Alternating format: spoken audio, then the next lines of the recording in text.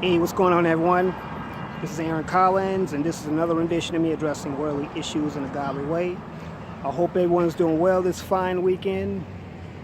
It's, the weather's nice, it's relaxing, and things are just going well. Hold on, let me get a little bit more lighting in the situation. All right, it's a little bit better.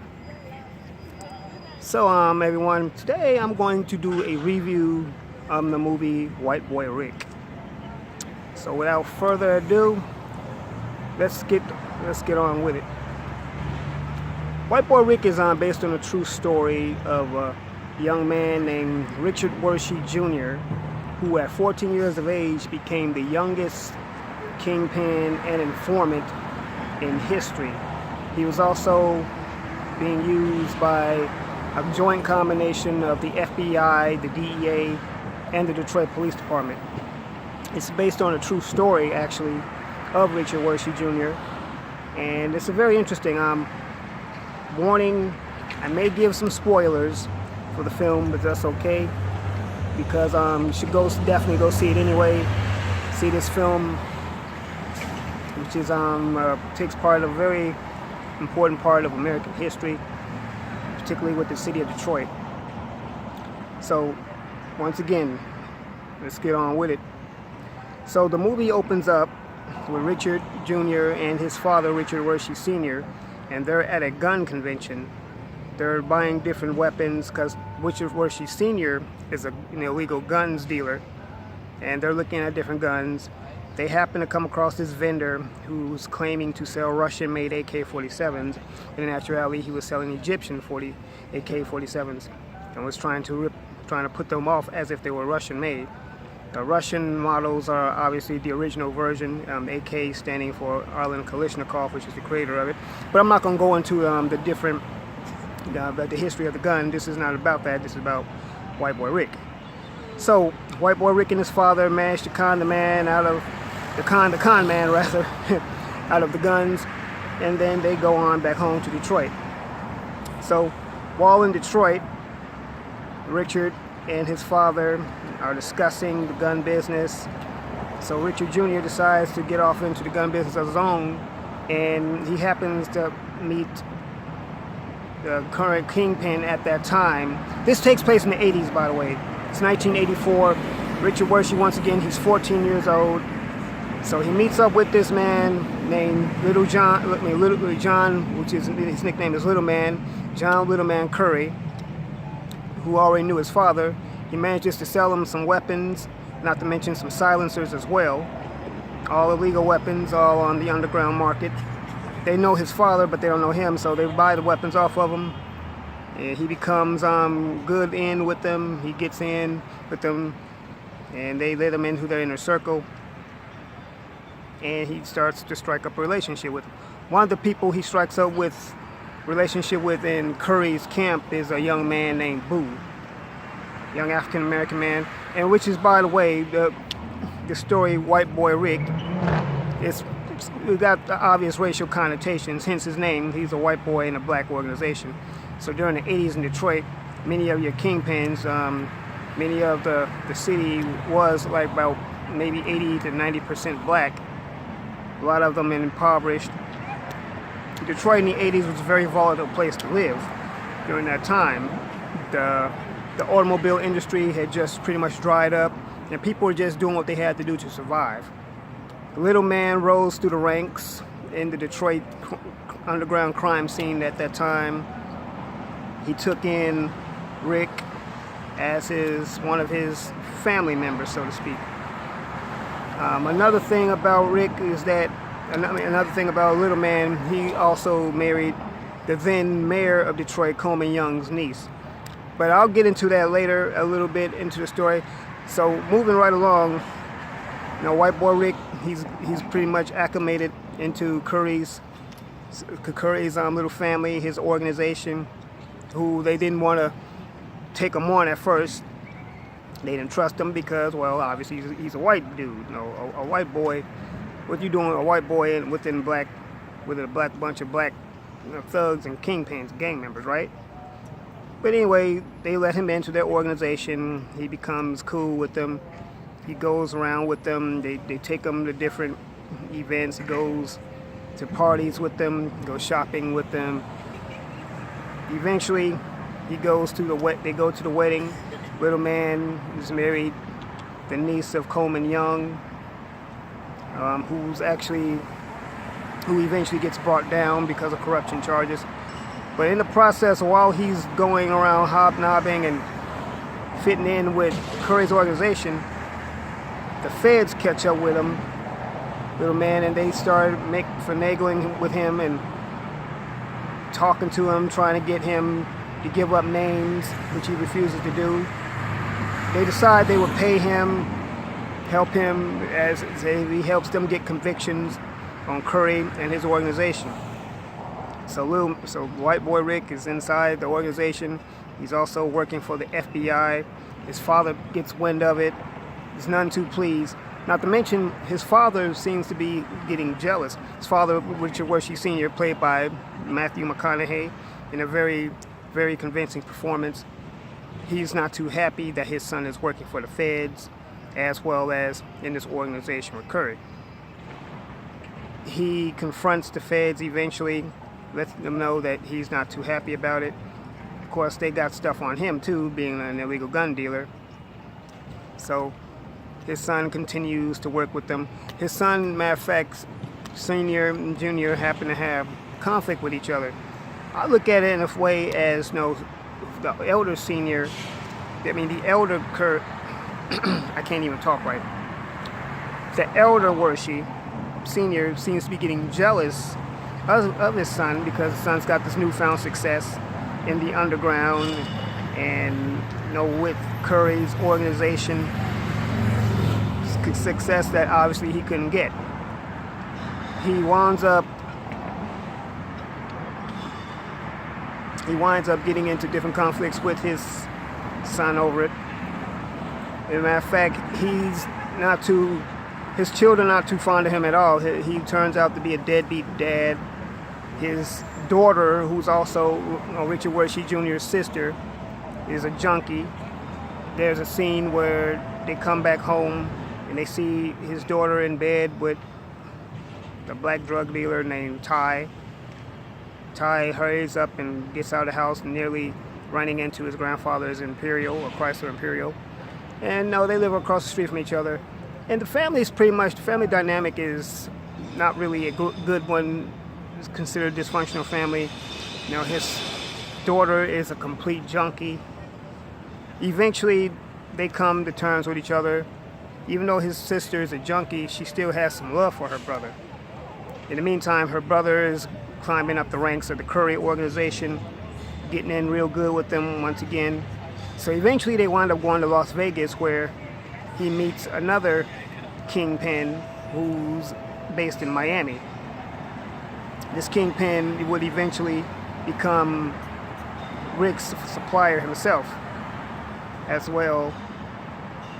Anyway, eventually the feds catch up to Curry and his organization. They wind up getting popped. White Boy Rick also goes free. Oh, and another very important incident that happened during that time was the murder of a 13-year-old African-American child named Damian Lucas.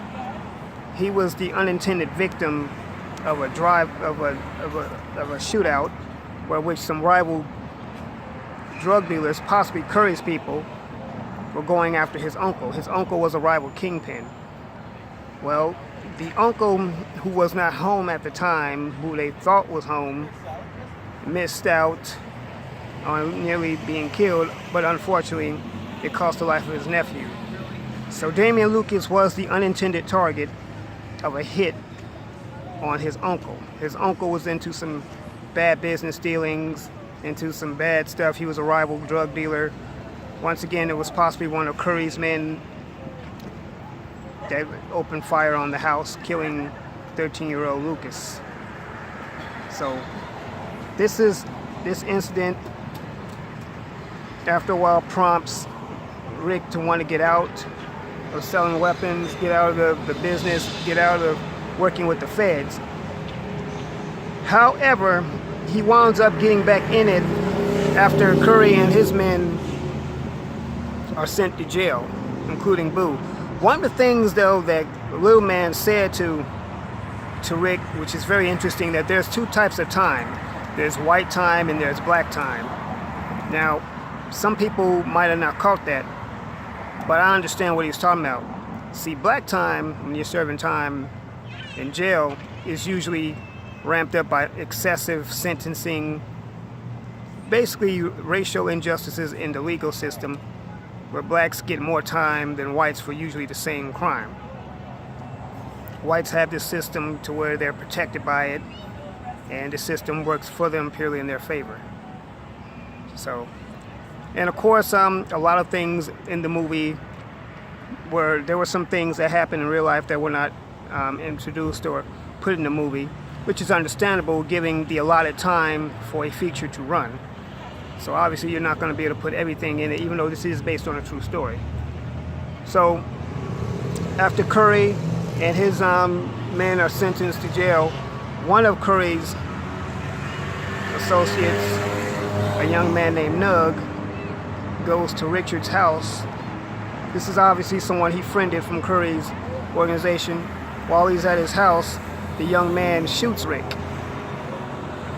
Now, that part is pretty much unexplained, but let's see if I could take a stab at it. I'm thinking that they probably thought that Rick must have dropped a dime on them. So in order for them, for order to keep him from saying more, I'm thinking that the little man sent the associate to shoot Rick. However, Rick survives this attempted murder attempt on his life, and he winds up starting his own organization. Yes, he gets back into the dope game, and the aforementioned Miami Kingpin, he finds him, locates him, and he winds up being his supplier. Once again, the law, the feds, the Detroit police get involved again. They try to get Rick to help them. And because of Rick's involvement with the feds, a lot of corrupt politicians and police officers, many of them black, are brought down, are exposed, and Rick himself is sentenced at 17 years old to jail to 27 years or 30 years, however long he was in jail for. However, with the subsequent convictions, which really didn't stick anyway because many of the police officers and politicians at that time were released. So that's the story of White Boy Rick. Now, I saw some documentaries about White Boy Rick. Interesting things they were saying. One of the politicians, the Detroit politicians at the time, was Gil Hill, who worked with Coleman Young. Gil Hill, for those of you who don't know, was portrayed in the first two, actually all three Beverly Hills Cop films. He played Eddie Murphy's boss in the films. Well, at the time, he was a Detroit councilman or some political figure in Detroit, and he was also a mayoral candidate. Obviously, he didn't get it because Coleman Young was mayor. Well, he was also one of the politicians that was brought down for corruption. Matter of fact, one of the things that Gil Hill did, he was called off of an investigation into the murder of Damon Lucas. This is the real life events. He was actually called off this investigation by Little Man Curry because obviously I believe it was pointing back to his organization on the murder of this 13-year-old. To this very day, the murder of 13-year-old Damian Lucas is still unsolved, which is very sad, to say the least. So, also one of the things that Gil Hill allegedly did was he actually tried to have Warshie killed himself. He actually consulted with a known hitman in Detroit at the time who went by the nickname Boone, Nathaniel Boone. Boone was known to put hits on people for the Best Friends gang, which was a known gang in Detroit, Michigan. At that time, Boone was said to have had 30 kills under his belt. But Boone, however, decided not to go on with the contract for unknown reasons. He probably just didn't want to be bothered. But anyway, Gil Hill, who's now deceased, he was brought down. Many of the Detroit politicians in the 80s were brought down, all because of the different convictions and the investigations from Werschy working with the feds and his own dealings. However, at the end of the day, they wound up pulling the strings, they wound up pulling the plug on Werschy, and unfortunately he wound up serving time when he was working for them. They basically let him take the fall for it, and then they walked, which was very, in essence, it was wrong itself. However, I do want to say this much. As much as I would like to feel sorry for him, I can't, for the simple fact is that the same thing has been happening to black people for decades. You see, one of the things that was said in this documentary was that the sentencing that Werschy received was excessive and was inappropriate for non-violent drug offenses. Well, I wanted to make a correction. It's unheard of for a white non-violent drug offense, because black non-violent drug offenders have been getting excessive drug sentences for years and still are, but no one cares. See, when Trump appointed Jeff Sessions as district attorney, he's the one who initiated these excessive drug offenses for nonviolent drug offenders. Many of them are black. What they do with white drug offenders is they give them counseling, they give them medication, and they keep them walking free. So yes, the justice system is not just. It's very unfair and unequally treated. So anyway, so that's my review of White Boy Rick. Once again, please see the movie. Richard Werschy Jr., he was given a bad rap. I'm going to say that much. But it's not nothing that we as black people are not used to, because it's been happening to black people for so long. It's been happening all the time. But society chooses to ignore the plight of black people in this country. It chooses to continually disenfranchise against blacks and give them excessive sentencing for non-violent drug offenses, and just continues to not take in consideration the crime. So I hope I did a good review of White Boy Rick. Once again, it's still playing in theaters. If you hadn't seen it yet, please, by all means, go see it. It's a pretty good story. It's a good movie. Matthew McConaughey does a very convincing performance. This is probably one of the best performances I've seen from Matthew. So, a lot of unknown actors. The young man who played Richard Werschy Jr., I believe that this was his first time acting. He did a good job. Jennifer Jason Leigh did a great job. So, once again, go see White Boy Rick. Anyway, like, comment, subscribe, share this video. Let me know what you think. Hit the bell. Oh, I'm sorry. Did I say it? Once again, changing words. Like, comment, and support the channel. Can't say the other S word no more. Support the channel. Hit the bell icon to be notified. Anyway, support the channel financially at paypal.me/TheRealAaronCollins, and yeah, that's pretty much all I got to say about White Boy Rick. So remember, God loves you, I love you. Let's do life.